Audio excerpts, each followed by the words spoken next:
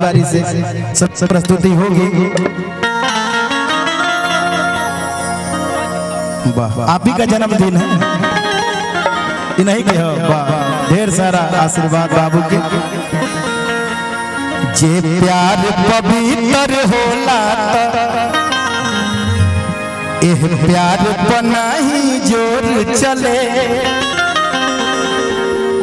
अरे उड़ जाला पंछी पिंजरा से तब तब शिकारी हाथ मले। ए मुस्कान प्यार कर गुनाह होता, अरे गुनाह हम कइले रे बानी। हमार बियाह नहीं बल बनी दुरही भैया इतना तेज हंसना जरूरी बा वीडियो देखे। हालांकि यूट्यूबर हमारे भाई लोग तमाम बालो मंच तक ही बा कि प्यार कर गुनाह हम कइले रे बानी। आज ले तोहार फोटो कर जवान धइले बानी। आज ले तोहार फोटो कर जवान धइले बानी। आज ले तोहार प्यार पवित्र होला तो यह प्यार पनाही जोर चले।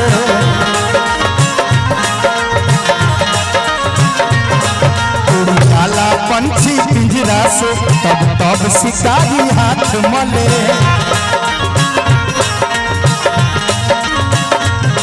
जो प्यार पवित्र होला तो यह प्यार पनाही जोर चले। उड़ जाला पंछी पिंजरा से तब तब शिकारी हाथ मले। प्यार कर गुनाह होता, प्यार कर गुनाह होता, गुनाह हम कइले बानी। आज ले तोहार फोटो कर जवान धइले बानी।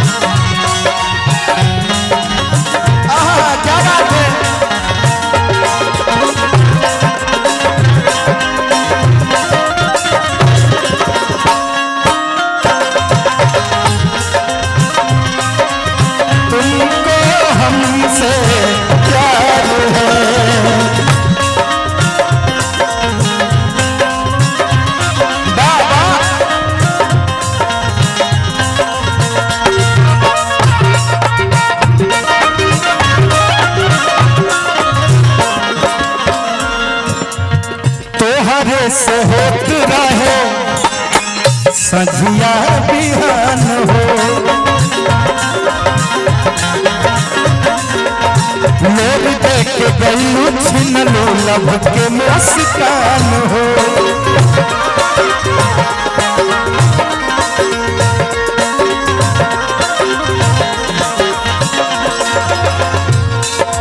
अरे तोहरे से होत रहे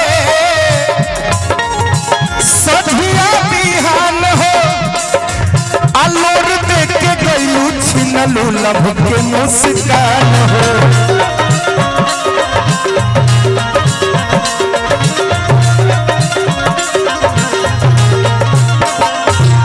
ए मुस्कान तोहरे से होत रहे सजिया बिहान हो।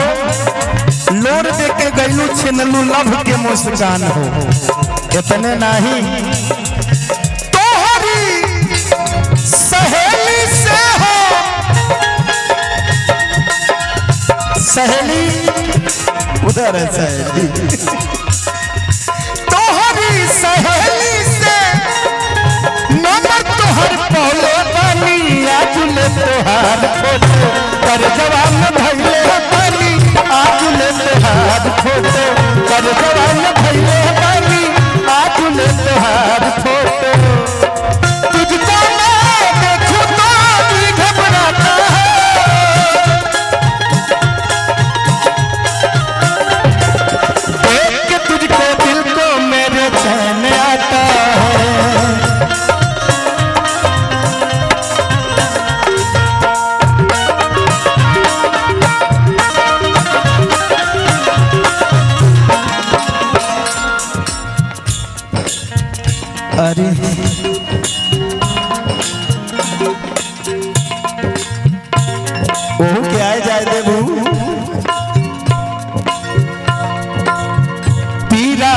प्रीतिया के ओह दिन बुझाई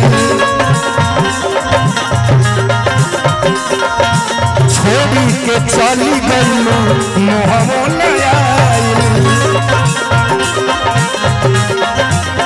पीरा प्रीतिया के ओह दिन बुझाई आ छोड़ी गलू राकेश के मोहमो नया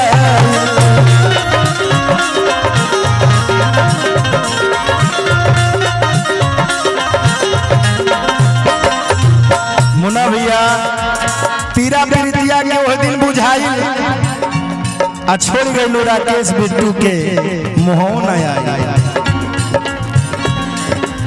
खुशी देख के अपने खुशी देख के तोहके अपने आंसू हम कमैले बानी खुशी देख के तोहके आंसू अपने कमैले बानी आज ले तोहार फोटो आज ले तोहार फोटो कर जवाब में भैले रे बानी आज ले तोहार फोटो कर जवाब में भैले रे बानी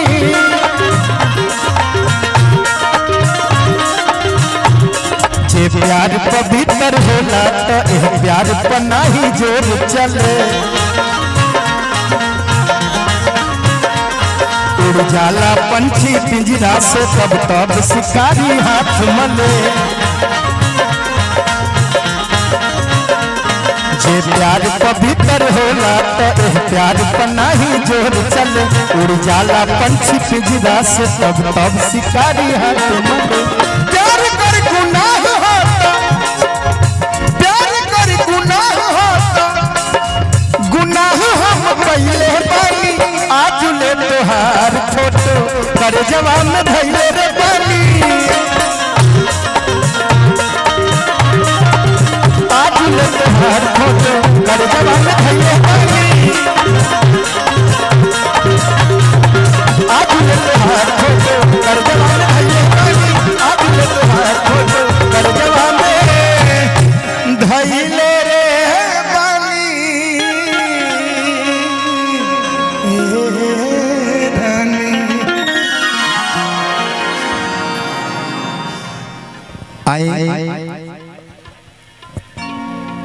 जौना खुशी में हमने उपस्थित बानी जा आज बहुत सुंदर परिवेश आज के अथर्व बाबू के जन्मदिन एगो बधाई ए पूरा परिवार खातिर ए मंच से आदरणीय श्री प्रकाश धर द्विवेदी